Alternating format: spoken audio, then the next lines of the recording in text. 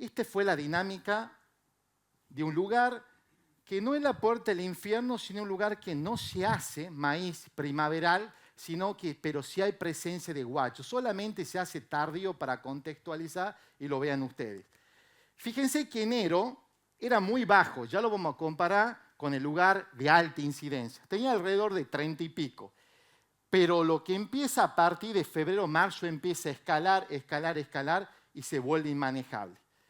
Fíjense que en julio, cuando empezamos a ver las heladas, empezamos ya a ver heladas de otras intensidades, -4, -3, y ya duraban bastante horas, ya no eran segmentos cortos, sino eran segmentos prolongados. Y fíjense que de 2.394 que se han pegado semanalmente, han caído abruptamente a menos de 30. Entonces empezamos a entender, este es el frío que necesitamos para que pueda modelar la dinámica poblacional del árbol. Hubo una caída abrupta. Pero lo importante es que hemos entendido que no solamente la helada es importante, sino lo peor que le puede pasar a la chicharrita es tener amplitud térmica. ¿Por qué? Porque la amplitud térmica es como que ella cree que entró en el verano, se empieza a querer dispersar y de repente a la noche baja la temperatura, queda expuesta y empieza a tener un shock térmico en su longevidad. Entonces, fueron aliados impensados. Fíjense de que estuvo la bajada de 29.5, pero realmente el 13 de septiembre, que agosto tenemos amplitudes, es donde llega prácticamente a nada, llega a 1. Y bueno, fíjense las amplitudes que teníamos durante el día y durante la noche, el mismo día que se registraba. Fueron dos aliados climáticos indispensables, que nos favoreció muchísimo. Y esta es la puerta del infierno. La puerta del infierno, mientras teníamos 8, hemos empezado con 265 en un maíz tardío, implantado y manejable. Semanas tenía 3.000 chicharritas pegadas en la trampa. O sea, no había lugar donde se peguen. Imagínense la incidencia. Pero a pesar, que es importante ver la mitad del vaso lleno y no vacío, llegó a 0. Y ese 0 anecdóticamente, como a Eduardo casi le cuesta la vida decir un producto, a mí casi me cuesta la vida decir 0, porque había mucho interés en ese lugar que siga habiendo chicharrita.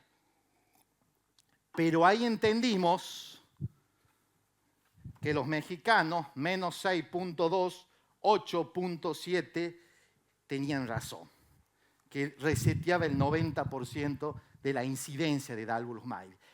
Y para completarlo, también hubo amplitud térmica y el 0 se mantuvo en el tiempo, porque hubiera sido feo que sea un 0 aislado y que después levante. Y quedó plana, lo planchó completamente. 0, 0.5, 0.25, 0, 0. Pero el desafío, en realidad, es poder comparar. Ustedes están ahora con la red que la gente de línea, que está Nico, que está Ximena traccionándolo, muy importante, muy bueno que puedan generar información local, pero se necesita en el tiempo. No sirve que baje la espuma y que ustedes se olviden, que deje de haber presión de chicharrita, porque para poder entenderlo esto, por lo menos hay que hacer un proyecto de 2 o 3 años para poder entender el comportamiento en la zona. Nosotros ya lo veníamos haciendo, entonces nosotros sí podemos comparar. Entonces, cuando empezamos a comparar, que ya le vamos a estar, podemos decir 2023 pasaba esto y 2024 esto. ¿Dónde estamos parados? ¿Qué podemos hacer? Y ahí hace una recomendación seria. O si no, son sensaciones. Yo creo que hay menos chicharrita, pero no tengo con qué compararlo, con qué contarlo, porque no lo hice el año pasado. Y fíjense, esta es la red nuestra. Este fue nuestro primer informe de julio. Lo tratamos de hacer no en semáforo, porque el rojo causa pavor, ¿no? Decir estoy en rojo, tengo un peligro. Entonces lo más amigable, pero fíjense que tiene un grade de blanco a azul más oscuro, que es más de 100 chicharitas, que sería una situación grave, dramática. Y nosotros en nuestra primera lectura en el NOAA estábamos en problemas.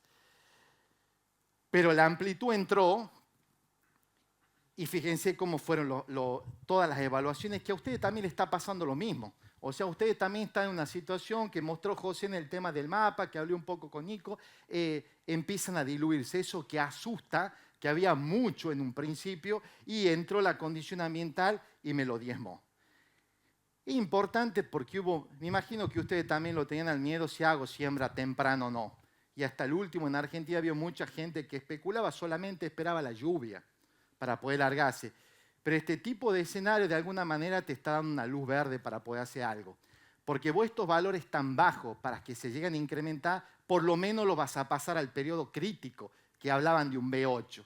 Entonces, un escenario que a pesar que se especula mucho, toda la gente que se animó, que se atrevió, hoy zafó en Argentina. Lo asumió al riesgo. Pero bueno, la vida es riesgo, ¿no? Y la parte del agro no es excepción.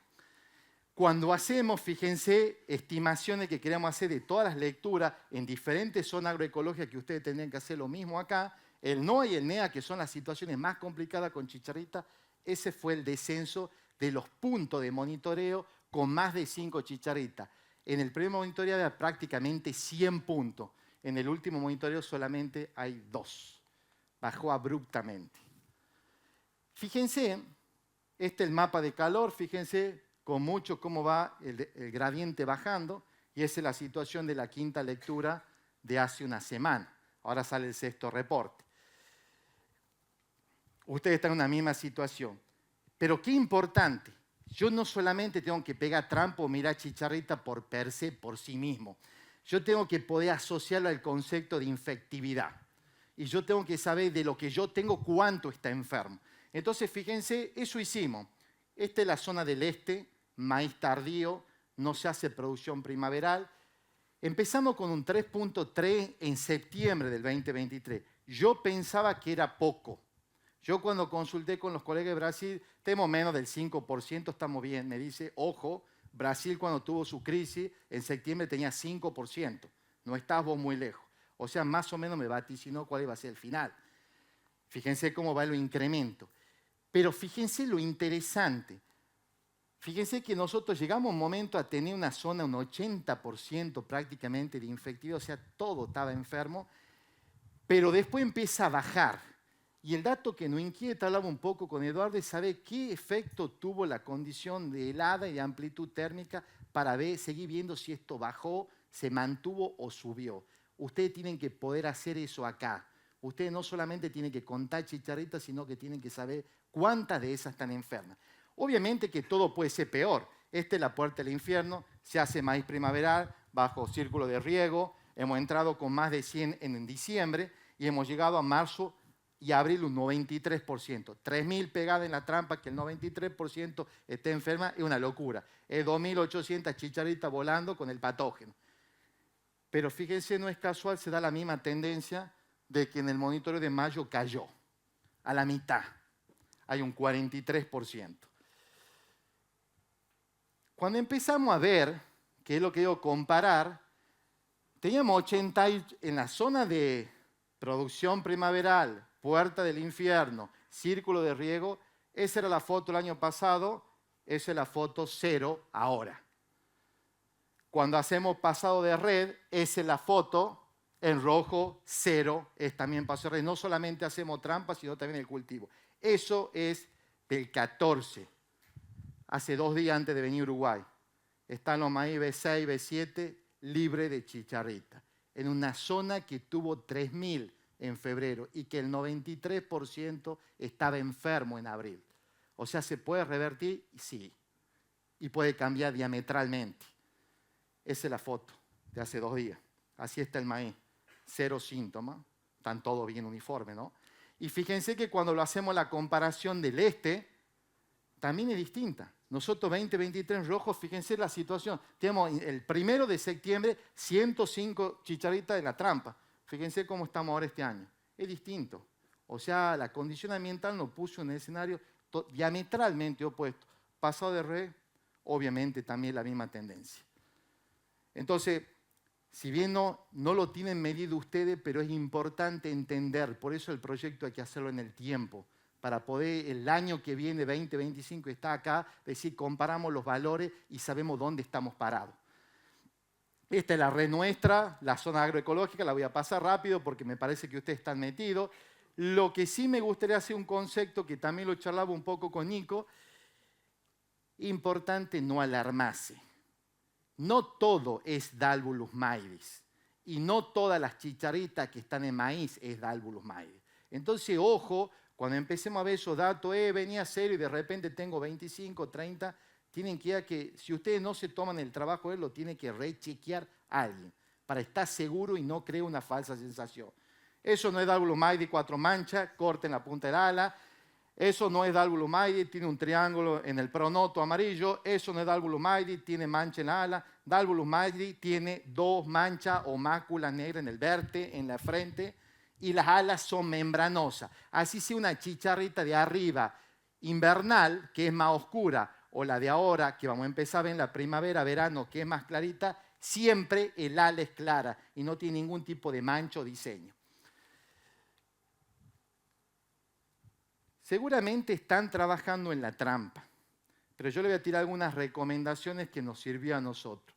La trampa tiene que estar en cabecera, porque este insecto tiene un carácter denso dependiente, igual que chinche o rizomato subtiles picudo. ¿Qué significa? Se concentra en cabecera para avanzar en lote. Entonces tengo más chance de detectarlo primero en cabecera, porque si yo voy al lote y ya está generalizado, llegué tarde.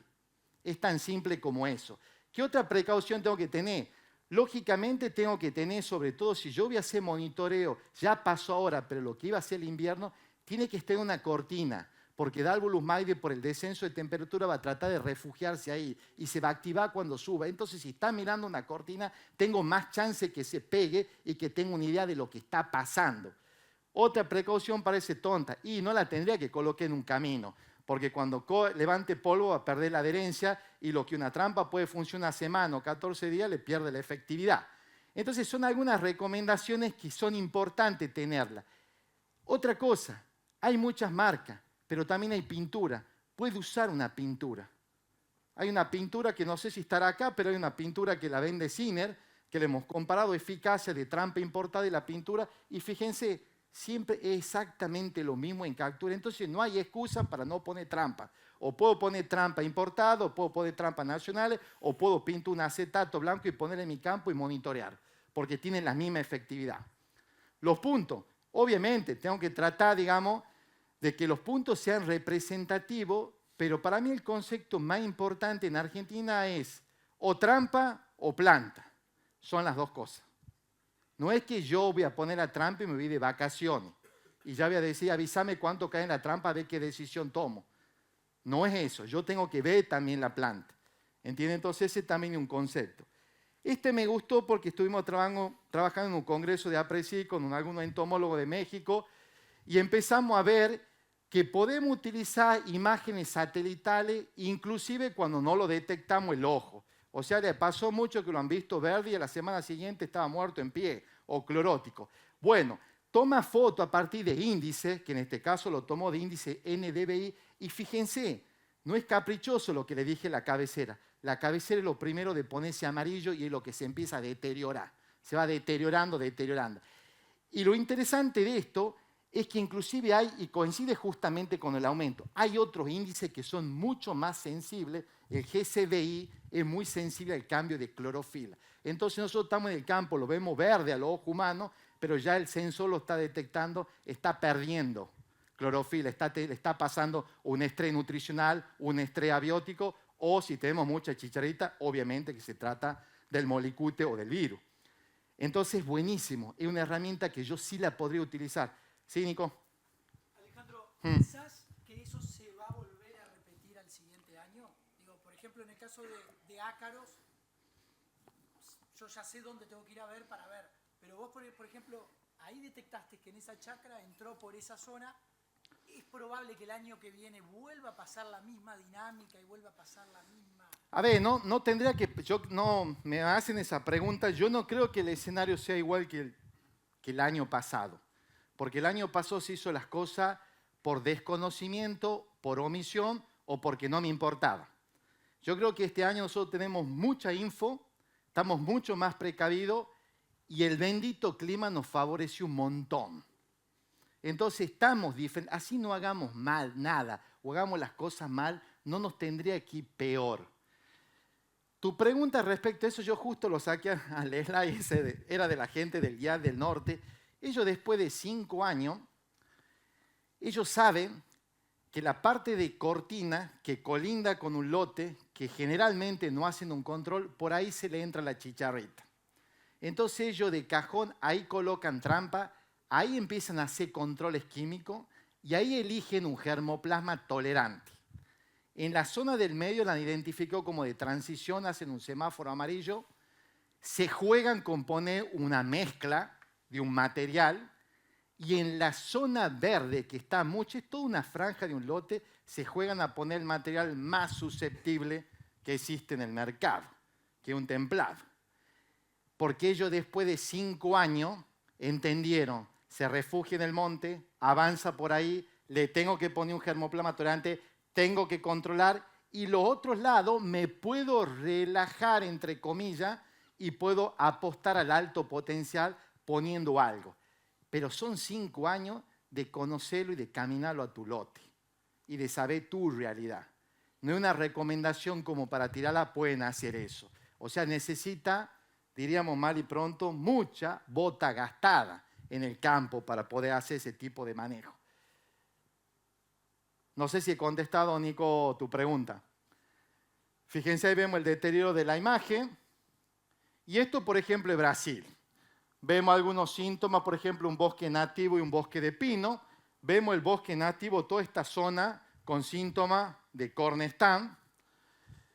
Y fíjense, esto es ya un síntoma agravado y no sé qué es lo que tiene.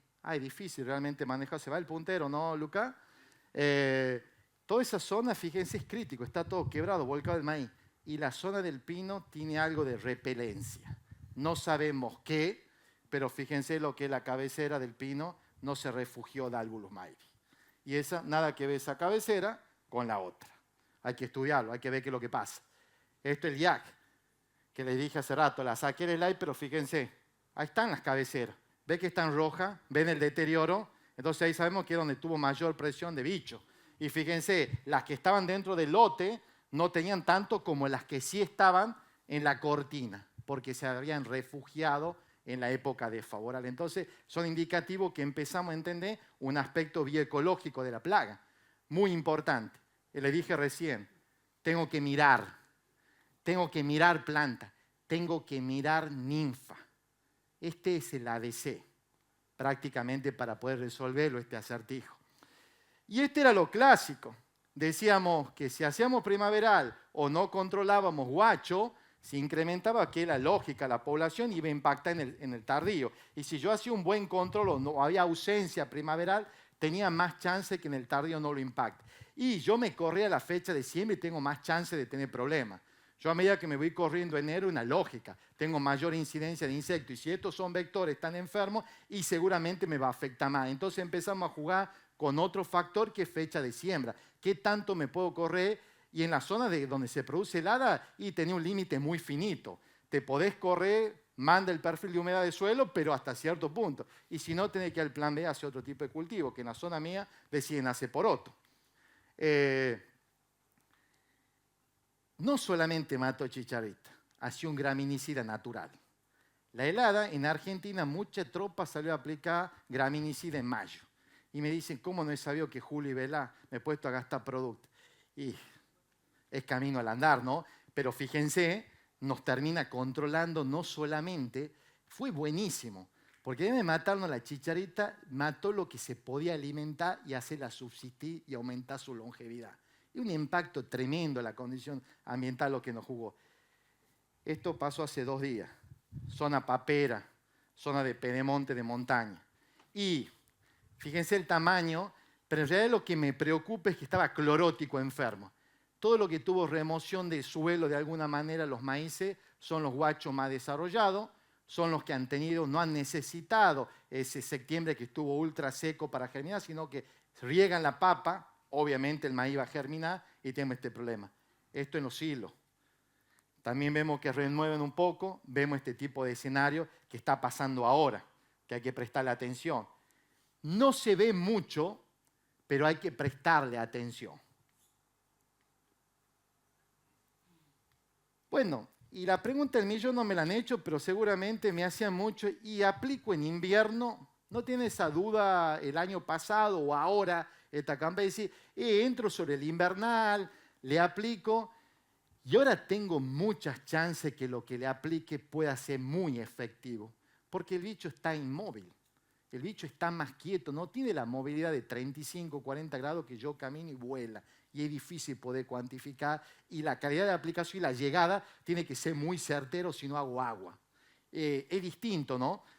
Pero bueno, eso no está pasando.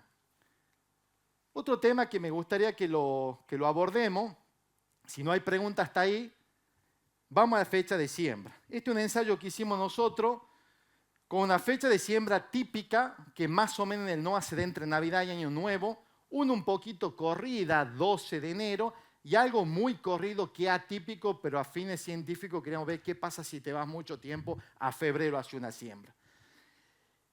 Fíjense, la primera fecha de siembra se comió 8 aplicaciones que hace rato le asustaba 7.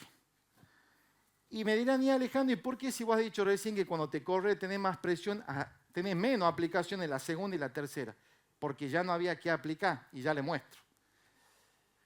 Esta era la cantidad de adultos y la cantidad de ninfa que teníamos en promedio. Lógicamente que la primera fecha entre Navidad y Año Nuevo hemos tenido menor incidencia, y fíjense que a medida que me fui corriendo, fui aumentando. Pero esta es la foto. Esta es una primera fecha de siembra. Esta es una segunda fecha, no quedó nada para poder cuantificar ni llevar rendimiento. Y esta es la tercera fecha de siembra. Cuando me voy a fotos, fíjense, el testigo me rindió eso.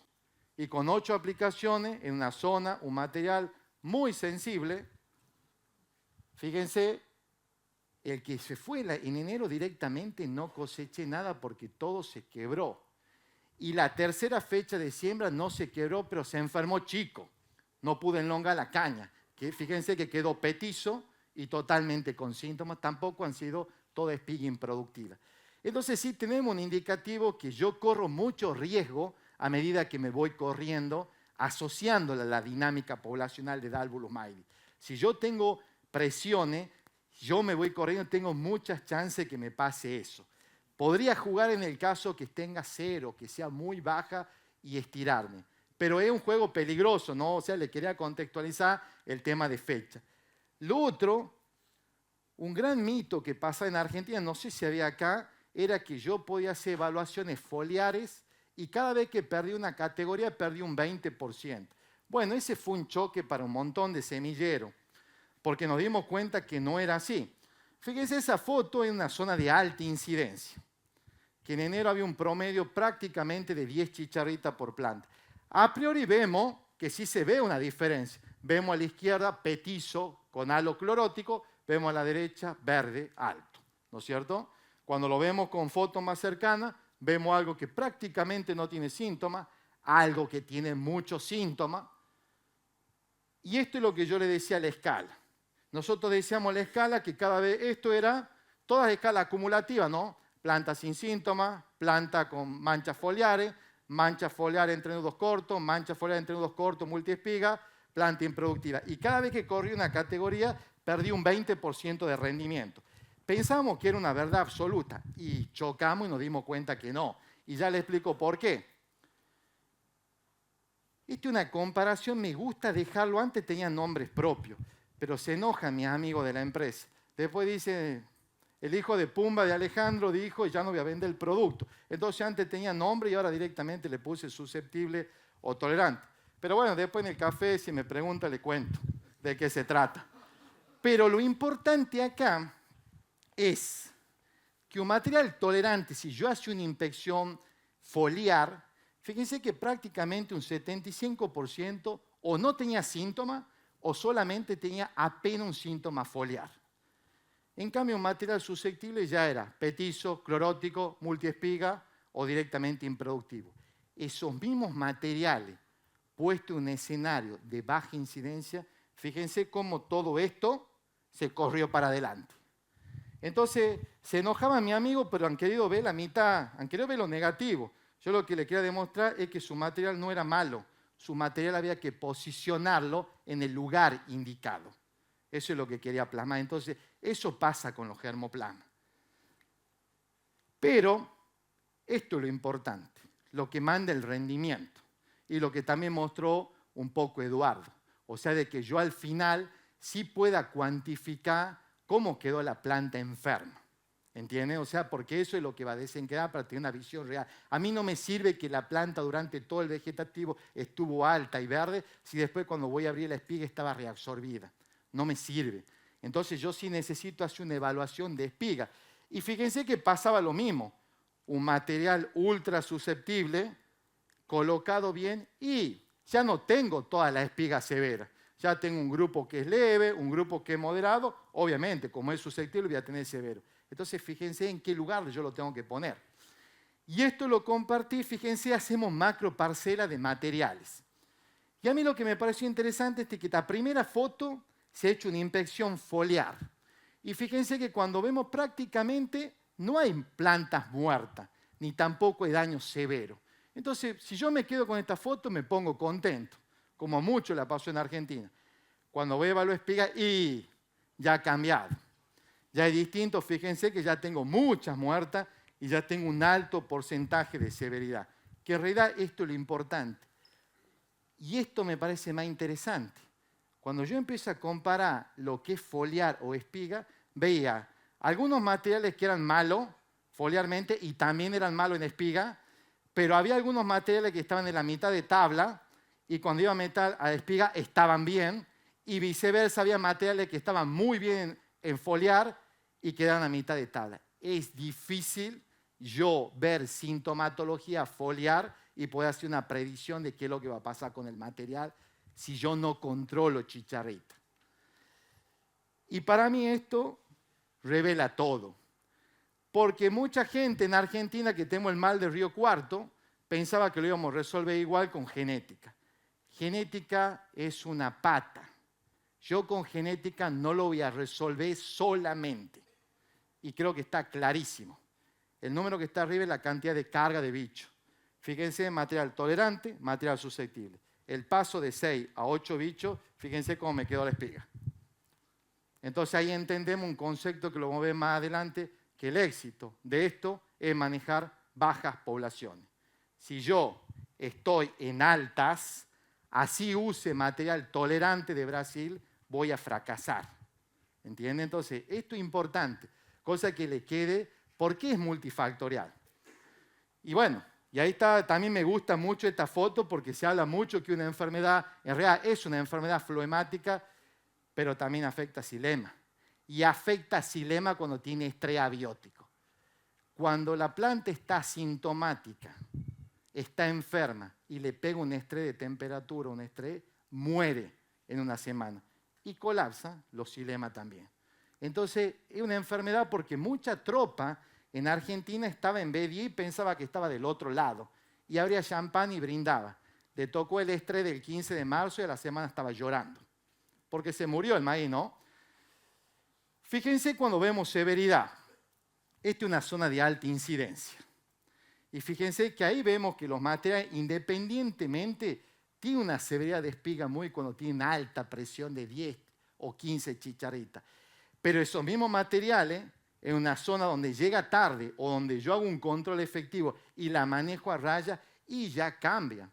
Ya cambia porque fíjense que el comportamiento de los mismos germoplasmas es diferencial en cuanto a la escala de severidad de espiga.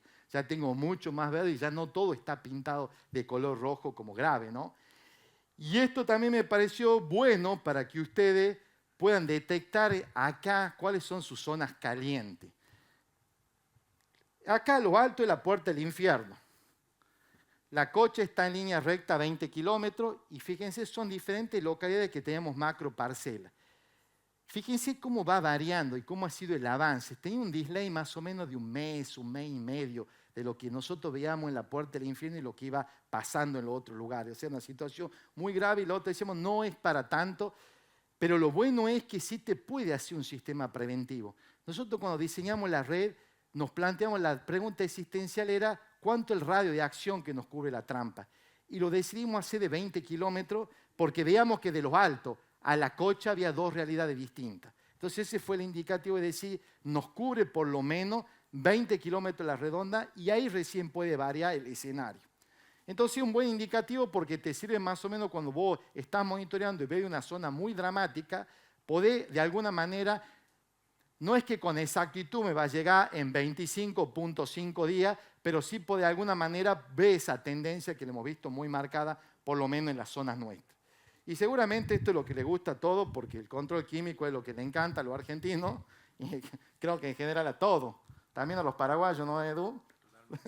¿O no? Pero fíjense, es la punta. O sea, si yo todo lo que le conté no se hizo, no se eligió bien el germoplasma, no se hizo control cultural, no se hizo erradicación de maíz guacho, no se monitoreó, esto no va a funcionar. Y creo que tanto Eduardo como Luca, como José han sido muy claros. Esto es un eslabón más que me tracciona para tener éxito, pero tendría que haber hecho los demás bien o moderadamente bien para ser exitoso. En Argentina lo voy a dividir en dos partes. Uno era el tópico de semilla y otro el foliar. Nosotros no teníamos productos registrados en Argentina, pero no hacía mucho ruido que cuando nos comparábamos con Brasil estábamos muy bajos en los neonicotinoides. Veíamos que, por ejemplo, la dosis de Limida 1.6 que está en Argentina, en Brasil era 2.7. El clotenidin, por ejemplo, que el rango en Argentina es 0.3-0.8, era 1.3 centímetros cúbicos en 1000 semillas en Brasil. Y nos decían, ¿por qué ese aumento de dosis? Porque verdaderamente, obvio, no estaba registrado para Dalbur en Argentina, era para otro fitófago, pero queríamos comprobarlo desde el punto de vista científico. Bueno, hicimos muy parecido a lo que han presentado los chicos, un ensayo bajo condiciones controladas, inoculábamos 5 chicharritas por planta y después, lógicamente, evaluamos las que estaban vivas o muertas. Bueno, vemos una cosa a priori y lo que vemos es que han aumentado la dosis por algo. O sea, ese incremento de dosis, por lo menos la dosis de Argentina, en un escenario, ojo, B2 poner 5 chicharritas es mucho, ¿no, Eduardo? Es un montón, porque el testigo se muere. O sea, 5 chicharritas, ponele a un maíz B2, se termina secando todo y muriendo. O sea, le hicimos una alta incidencia. B1, B2, ponele 5 chicharritas. Pero veíamos que nos pasaba eso, que las dosis generalmente de los neonicotinoides que usábamos eran insuficientes, salvo el Limida, que vemos que prácticamente no dio diferencia significativa, pero esa fue la primera foto que teníamos. Lo mismo lo hicimos, digamos, en condiciones de campo. Si bien en campo no mostró diferencias, yo creo que lo interesante era esto. Era cuando nos centramos en el neonicotinoide en ninfa. Y fíjense que hemos hecho una evaluación prácticamente de un mes después y sí veíamos ese comportamiento, fíjense, diferencial. Siempre que está primero era la dosis de Brasil menor y lo que está segundo es la dosis de Argentina, disculpe, y lo segundo es la dosis de Brasil. Y fíjense que nos pasaba eso con, por ejemplo, el tiametoxan, que la dosis de Argentina había que ajustarla porque era insuficiente. Nos teníamos que ir a la dosis verdaderamente de Brasil para tener un control aceptable. Pero el problema existencial que teníamos era, ¿y el semillero va a querer que yo recure la semilla, se va a hacer cargo? Y no se va a hacer cargo. Entonces estaba de que si iban a hacer incremento de dosis, como hicieron las empresas, las mayorías, como hizo Syngenta, como hizo Corteva, que hizo incremento de dosis, Bayer es la única que, no, por lo menos en Argentina, no incrementó el Limida, pero todas eran ajustadas las dosis para poder traccionarlo, que era muy importante. Eso es muy importante, porque si nosotros no hubiéramos quedado con recurar, era una práctica que no la recomendamos y que tiene un riesgo. ¿Entiende? Pero bueno, ¿qué es lo que hicimos?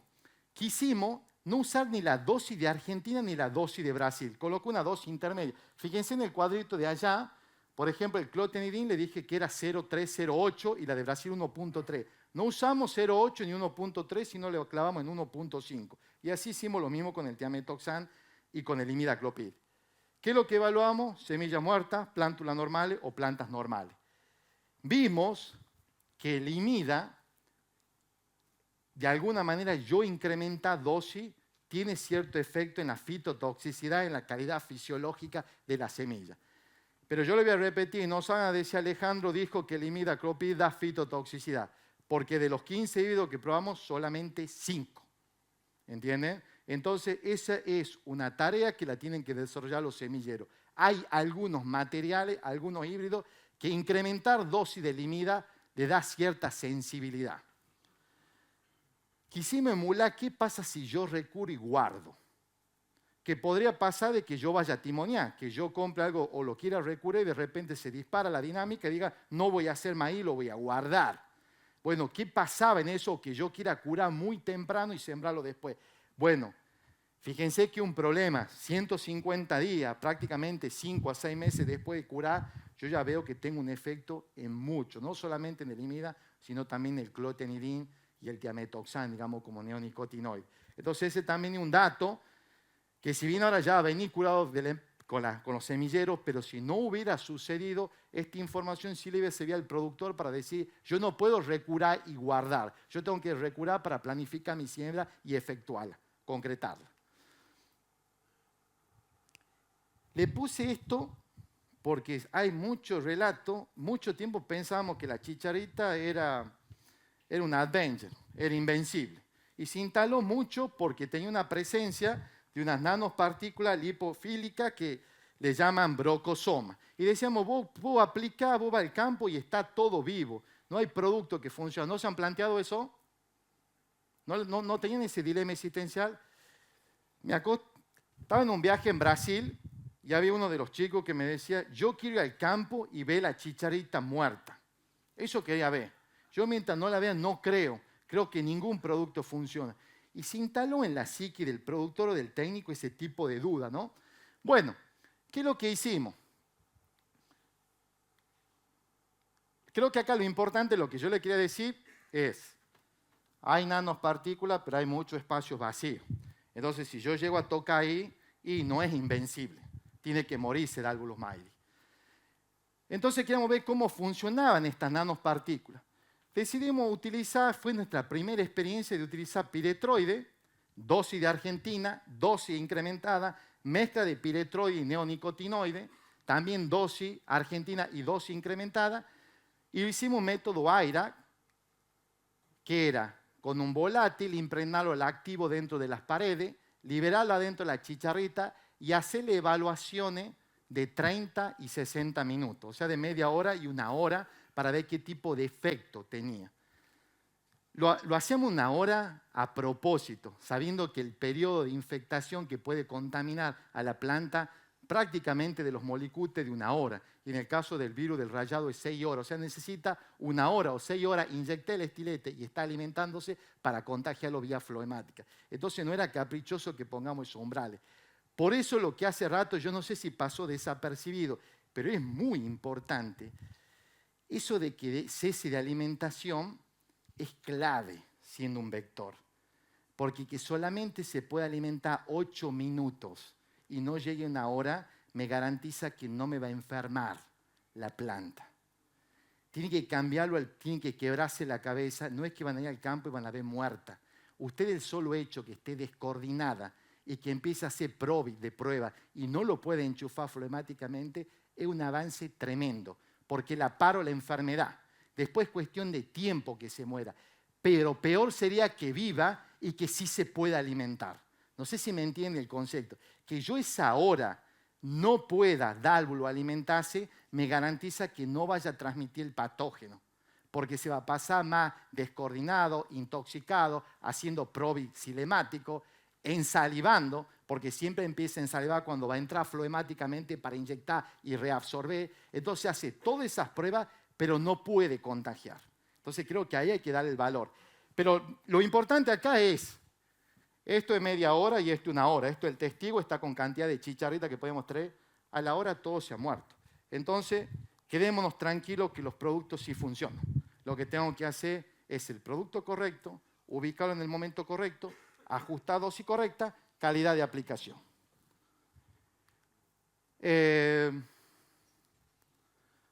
Bueno, esto es del 14. Finalmente, me gustaría mandarle al productor que en Brasil quería ver muerta.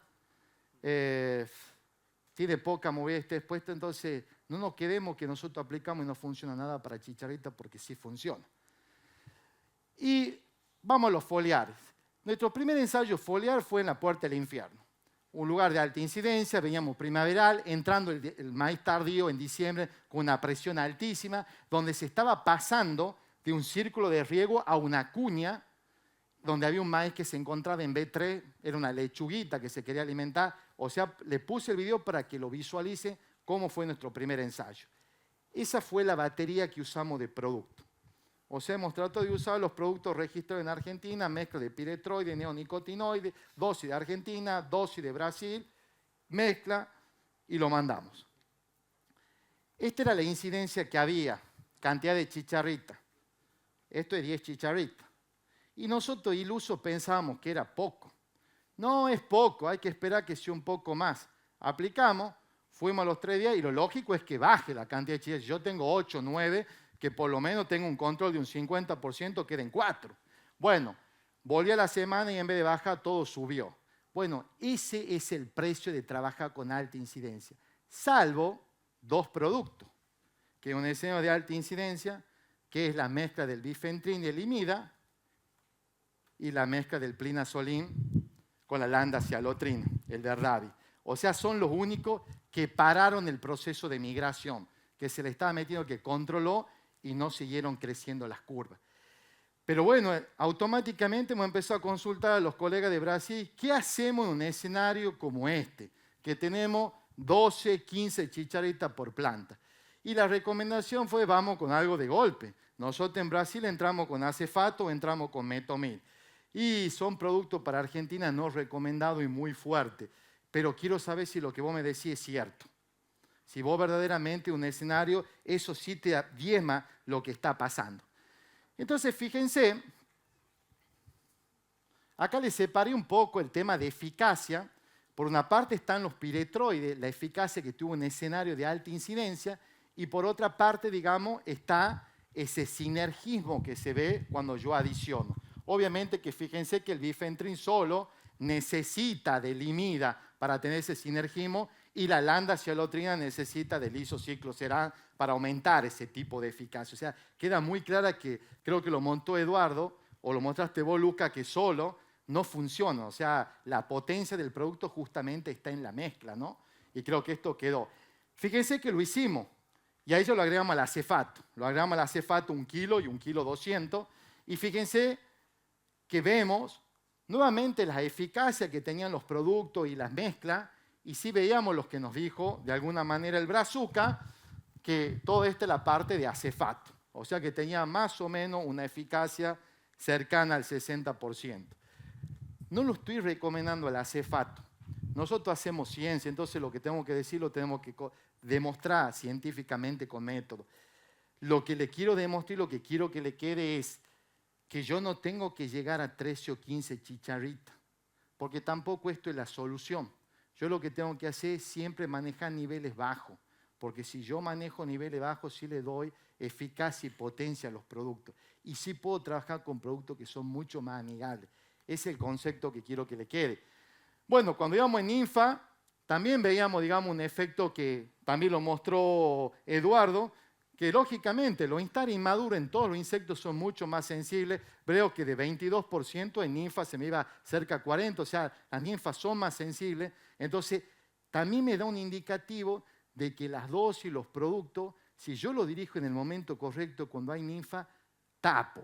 De alguna manera dejo de que se siga aumentando esa densidad poblacional. Le pedí, justo me tocó acompañar a un amigo en el norte de Valois que lo había probado al Verdavis, así en secuencia de aplicaciones, o sea, algo que hicimos en Argentina. Fíjense, este era el promedio de una zona de alta incidencia, como es Salta, ahí cerca de las Lajitas. Tenía muchas chicharritas por planta. Tenía 5 que estamos diciendo que cuando tenemos ese escenario complejo. Y fíjense, una primera aplicación, cuando lo coloco al Verdavi en dosis de 200, que están en secuencia, tanto el 5, el 8 como el 15, está puesto el producto, el resto está en dosis baja. Pero fíjense, yo lo que quiero que quede es, esa era la cantidad, esa era la eficacia que tenía con un primer golpe, que lo dedicaba al momento A. Cuando yo hacía la tercera aplicación, que es el dilema entre 2 y 3, fíjense que ya baja mucho más, siguió creciendo cerca de 8 chicharritas por planta, solamente quedó en 3, en menos de 3, y creo que queda más que evidente el sinergismo que le da la secuencia. O sea, de que aplicar como una sola vez, tengo una eficacia importante, pero mucho más importante como aplicarlo 2 o 3 veces. Porque ahí sí lo vemos que aumenta la eficacia de control en el tema, digamos, en este caso de la mezcla de la landacialotrina y el plinazolín. Le hice un esquema medio de manejo que lo pasamos nosotros en el taller de maíz, porque capaz dice, ¿qué es lo que haríamos? Bueno, de cajón el tratamiento de semilla con la dosis correcta. O sea, que vemos que la dosis que por lo menos teníamos para fitófagos no era suficiente, entonces hay que ajustar dosis, hay que consultar al semillero, tener ojo en la fitotoxicidad. Entonces eso es importante, que una información que hay híbridos que son más sensibles, que sí la tiene que dar de alguna manera. Y en el escenario nuestro, por lo menos en el norte de Argentina, no es tan, si bien le mostré valores muy altos, pero no es como Paraguay y Brasil, en el sentido que, como le dijo Eduardo, no tienen la complejidad de plaga. Nosotros en Argentina no tenemos euquisto, no tenemos melacanthus, no tenemos problemas de Raphalocyphus mairi, pulgones. Nosotros solamente tenemos problemas. Históricamente Dichello furcatus, chinche los cuernitos, y ahora se nos mete chicharrita. Entonces, como que es un escenario más fácil de traccionar. Entonces, no tendría que adelantarme, como puede suceder en los lugares muy calientes, que yo en B1 sí tendría que aportar algo de choque, para de alguna manera reforzarlo al tratamiento de semillas. Nosotros a priori lo que vemos es que B2 estaríamos bien. Pero vemos que, fíjense, en un lugar de baja incidencia, que lo tomamos ese valor, en una estación de muestreo que tenga menos de 0,5, o sea, yo de 10 plantas tendría que tener solamente 4 con una chicharrita, o sea, sería un escenario de baja incidencia, y yo podría aplicar, fíjense, aplico primero, o sea, medio en Argentina, una recomendación de algo de choque, de contacto. Y después la segunda aplicación, sí puedo utilizar todo el tipo de mezcla de activo. O sea, la landa-cialotina con el isocicloserán, el imidacloprid con el bifentril, la landa-cialotrina con el sulfoxaflor. Es como la segunda entrada, que sería, digamos, en un escenario de baja incidencia. Hago una secuencia entre B6 y B8, otro golpe que entraría también con las mezclas, pensando un poco, no solamente el de contacto para que me vaya a control adulto, sino también el tema del neonicotinoide o el plinazolín, que me pueda controlar, además de adulto, todo el espectro de ninfa. En un escenario ya con más, o sea que ya prácticamente tengo una chicharrita o un poco menos por planta, que ya un escenario moderado, y ahí es importante ver, voy a entrar con algo de contacto, pero tengo que barajarlo también la posibilidad de poder aplicar quizá un acefato. ¿Entienden? Entonces, la primera aplicación, pueden entrar las mezclas, pero también si se me llega a escapar, sí está en consideración eso. ¿Entienden? Lógicamente, la tercera aplicación B6, B8, utilizamos las mezclas de todos los productos. Nosotros colocamos en general los productos que están registrados en Argentina y que vimos que tienen buena eficacia de control. A pesar que hay algunos que pensamos que podían dar mejor, nos quedamos con eso. Y fíjense que ahí entramos hasta una cuarta aplicación. Entonces, un escenario que tenga, que hace rato se discutía, y no sé si hace 3 o más, y seguramente sí tengo que hacer más aplicaciones. Y seguramente tengo que pensar el remanente, porque sería equivocado pensar que vamos a tener todos los inviernos como este año, que se nos puede escapar la chicharrita y que después va a venir un helado y me lo va a resetear. Por eso, ojo, cuando yo paso la línea y que yo diga, bueno, no me importa que la chicharrita se siga multiplicando. Muchas veces la estrategia que tiene Paraguay o que tiene Brasil no me va a afectar el rendimiento, pero sí me va a afectar la progenie que va a seguir reproduciéndose. Entonces, ubicar productos que sí me controlen ninfa y que hagan un parate para que esa población no siga incrementándose es muy importante. Entonces, ni un problema, porque si ustedes solamente protegen acá y dicen, bueno, ya he pasado el umbral, el periodo crítico, no me importa, lo están pateando al problema para más adelante. Y en algún momento lo van a tener que resolver. Si no tienen helada, los que no van a querer aplicar acá, van a terminar aplicando en el otoño y el invierno para controlar chicharrita. ¿Es así, no, Edu? Bueno, los productos de Argentina que están registrados, fíjense tanto el tema, los neonicotinoides como tópicos de semilla, todos los que son foliares, tanto el tema de piretroide. Y no sé si acá está, pero le agregué algo. En Argentina se comienza a registrar 3 productos biológicos, el octane de Brasil, que es el mulsane, que es una isaria, una bouveria y también una pseudomona. 2 pseudomonas, para ser preciso, para control biológico. Esas son las dosis que están registradas para Argentina. No lo tenemos ensayado hay que trabajarlo. La recomendación, o por lo menos la experiencia de Brasil, es mezclarlo con algún tipo de síntesis química. No es suficiente el biológico. Quizá el biológico lo charlábamos ayer con Eduardo y con Lucas, quizá más para posicionarlo para control, que se instale la entomofauna, para control quizá de esta parte que nos queremos desentender y que haga un tipo de control, pero es algo que es nuevo. Se empieza a meter, se lo empieza en algunos países a registrarlo y hay que ensayarlo y hay que tenerlo en consideración. Hay que encontrar el momento. Hablamos de manejo integrado. Hay muchos técnicos que se enojan con el tema de la gente que es proquímico, pero es importante entender que los enemigos naturales hoy no nos van a aportar nada, o muy poco. Pero no es de malo ni que yo esté en contra de Greenpeace ni la onda verde, sino que cuando entendemos este gráfico, sabemos que esto es el nivel de equilibrio, este es un nivel crítico, este es un nivel de daño económico, y Dalbolus Maidi está ahí. El ecosistema siempre vuelve a equilibrio. Hoy no está. Entonces pretende de que las vaquitas, las crisopas, nos puedan comer ninfa o nos puedan controlar, eso no va a pasar. Es importante. En algún momento se va a equilibrar. Hoy no va a pasar. Bueno, algunas consideraciones. Como para terminar, creo que queda claro que la condición ambiental fue un moderador en la dinámica poblacional para todos, muy importante, salvo para las zonas cálidas, el norte de Paraguay, norte de Brasil, que es país tropical todo el año, ¿no? La infectividad es una herramienta que hay que adicionarla, no solamente tengo que contar ya, sino tendría que saber cómo evoluciona ese porcentaje. El manejo cultural desde el vacío sanitario, erradicación de maíz y guacha, romper el puente verde, sí es importante en la transición del cultivo implantado de cuando no está. Elección de la genética, clave. Yo no voy a poder batallar con un material susceptible, no voy a llegar a ningún lado, tengo que buscar tolerancia. Sin embargo, la tolerancia no me garantiza el 100% de los éxitos. Vemos que el comportamiento de híbrido foliar puede ser diferente en espiga. Entonces, cuando vayamos a inspeccionar, a evaluar, no solamente lo hagamos foliarmente, sino lo hagamos en R3, R5, no nos quedemos en BT, en evaluar. Fecha de siembra vimos, el riesgo del corrimiento, que yo cuando más me voy retrasando tengo más chances si aumenta la población que impacte directamente, por lo tanto, y la elección del híbrido es crucial. El monitoreo, trampas cromáticas in situ en el cultivo, tengo que entrar, tengo que ver la planta, tengo que ver en cabecera, tengo que hacer visitas, ya no es coloco y me voy. Tengo que ir cada 3, 5, 7 días, tengo que estar muy al filo.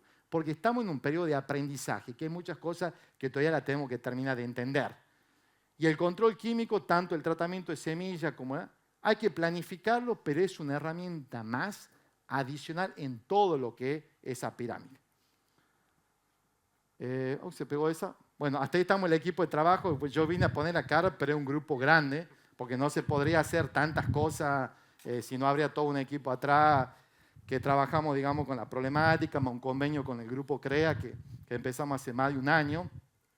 Pero en realidad, digamos, o sea, yo creo que a veces lo comparamos con Brasil, se ha generado mucha información en muy corto tiempo. Y eso es importante. Y también una cosa que es muy importante, el poder de reacción. Porque somos muy críticos con los semilleros, con las empresas, pero hay que reconocer que han tenido una reacción muy rápida. O sea, rápidamente hay gente que ya ha venido trabajando los breeding con germoplasma, tienen la mitad ya de avance, hay muchos que ya están en pre-comercial, o sea, 1 o 2 años ya vamos a tener material tolerante. Había cero, hace un año no había ningún producto, ¿no, Luca? O sea, hay más de 10 productos registrados en Argentina. O sea, se lo ha podido ensayar, no solamente trae experiencia de Paraguay, de Brasil, sino se ha podido hacer ensayo en Argentina. Tienen que aspirar lo mismo con ICO, de poder hacer ensayo in situ de acá, de generar información propia. Más allá que la información, hay que mirar la información de afuera para no repetir y tomar lo acierto de ellos, no lo desacierto, pero se generó muchísimo. Legislación, metido el SENASA, metido el INASE, metido instituciones. Yo creo que eso es lo importante.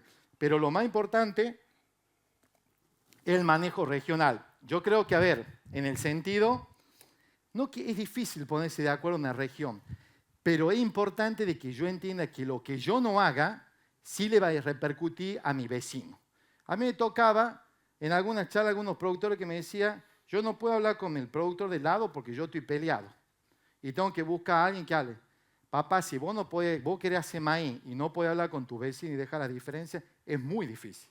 Entonces, lo que yo haga, lo que yo monitoree, lo que yo deje el maíz guacho, lo que yo no coordine una aplicación secuencial en toda la zona, eso va a marcar la diferencia. Entonces, yo lo que pueda tener, la tengo que dejar de lado. Creo que vos cuando le analices un poco el éxito, no sé tanto, Edu, después tengo para que comente de Paraguay, pero yo de Brasil le analizaba mucho esa unión, que al argentino le cuesta.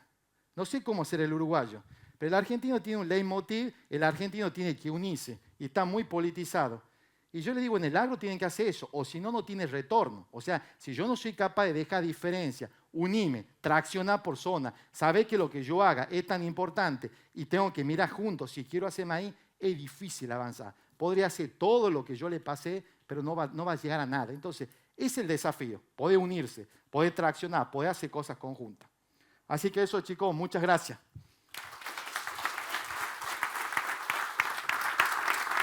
Bueno, Alejandro, muchísimas gracias por esta disertación impecable, todos los conceptos que has vertido y nos podemos quedar un rato más ahora tomando y comiendo algo y siguiendo la conversación. Me han hecho una sugerencia de que el panel que íbamos a hacer aquí de preguntas, que han llegado algunas preguntas por WhatsApp, trasladarlo al otro sector y poder seguirlo ahí haciendo con algo para tomar y algo para comer y no extender más esta parte. Algunos han tenido que irse ya, algunos sé que se tienen que ir en breve, así que las mismas preguntas que íbamos a estar haciendo las podemos hacer mano a mano, tanto Alejandro, Eduardo, Lucas, Nicolás se van a estar quedando, así que podemos seguir conversando con ellos un rato más. Entonces, si les parece bien, vamos a ir entrando en el cierre. Quiero invitar a Omar López, compañero mío de Syngenta Argentina, quien es gerente de la línea de insecticidas, a acompañarme a hacer el cierre. Pedirles que se queden un ratito, algunos se quedan a dormir, otros se tienen que ir, pero se pueden quedar 20, 30 minutos a tomar algo con nosotros. Y recordarles devolver la encuesta a cambio de un regalito a la salida. Omar, gracias por haber venido. Bueno, gracias a todos, gracias por la invitación. Omar López, yo estoy como gerente de insecticidas para Latinoamérica. Primero, un placer, muy buena la convocatoria. Es un tema... Sí, obvio, muy buena la convocatoria, se los vi afuera, así que gracias al equipo de Macio también por estar atrás de nuestro y ser nuestros distribuidores estratégicos acá en Uruguay. Y por ahí quería cerrar con algunas cositas que me llevo de la charla, ¿no? Por ahí, primero lo que decías vos, José, con respecto a todo lo que fue el esfuerzo mancomunado de la empresa para lograr los registros en tiempos récord, ¿no? Realmente es un laburo que veníamos con Nico, que veníamos con vos, que venía con Etiqueta, que veníamos presionando, nos presionaban y presionábamos también en el buen sentido con instituciones porque es un tema muy caliente. Hasta mi hijo habla de la chicharrita ya, así que imagínate cómo viene la mano. Así que bueno, quería felicitarlos por el trabajo de Uruguay, a todos, que realmente fue muy bueno. Y después me llevo algunas cositas también del equipo, como lo que decía un poquito Lucas, un poco pensar a esta plaga como un vector, ¿no? Y dejar de pensar, digamos, en ir sobre el daño, sino tratarlo más de manera como una enfermedad preventivamente, temprano. Así que ese concepto creo que está bueno, creo que quedó, que se repitió en todas las charlas. Y llevarme también un poco lo de Eduardo, ¿no? Esto trasladándolo el concepto de lo que es temprano, cómo nos afecta en rinde. Creo que ellos tienen ya el dato bien certero de cómo nos está esto llevando rinde y calidad.